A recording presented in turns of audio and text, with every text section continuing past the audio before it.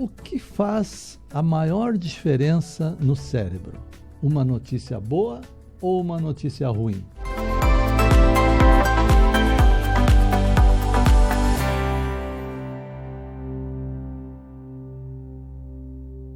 Olá, pessoal. Hoje nós vamos falar novamente sobre informações, mas assim, como que ela impacta no nosso cérebro?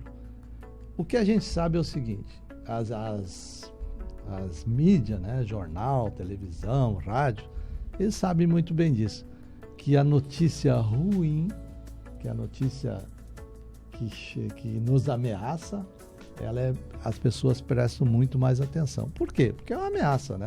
A gente procura se defender. E por quê? Porque lá isso se desenvolve, quando o ser humano começou a se desenvolver, lá milhões de anos atrás, ele tinha que se defender dos predadores, porque senão ele poderia morrer, né? Então uma das primeiras coisas que se desenvolveu lá, se calcula 10 milhões de anos atrás, é o desenvolvimento, digamos, do medo, da ameaça.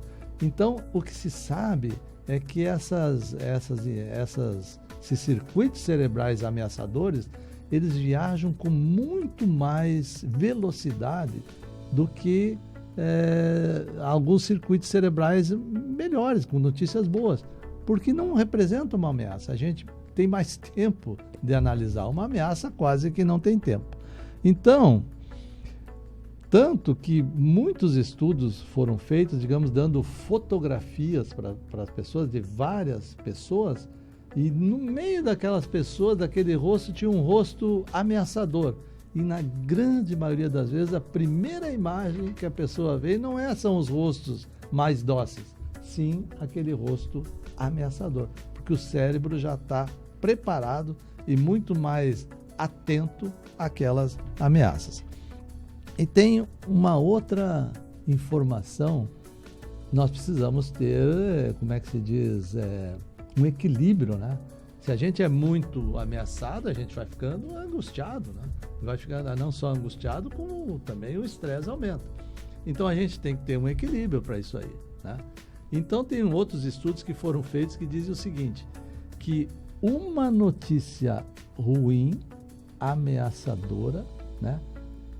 É preciso 5 notícias boas para neutralizar uma notícia ruim.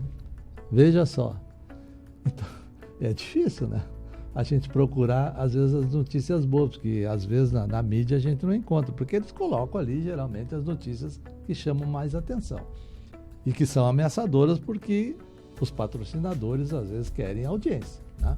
Bom, então, isso é muito importante no nosso comportamento para que a gente escolha coisas para fazer, livros para ler, filmes para ver, enfim, pessoas que a gente se relaciona que nos põem para cima e não que nos ameaçam, porque aí nós vamos compensar aquilo que a gente não precisa procurar, que está sempre ao nosso dispor e está chegando à nossa porta, que é as notícias ruins, nós vamos compensar com as notícias boas, lendo um bom livro, vendo um bom filme, enfim, se relacionando com pessoas que nos coloquem para cima. Então lembre-se disso,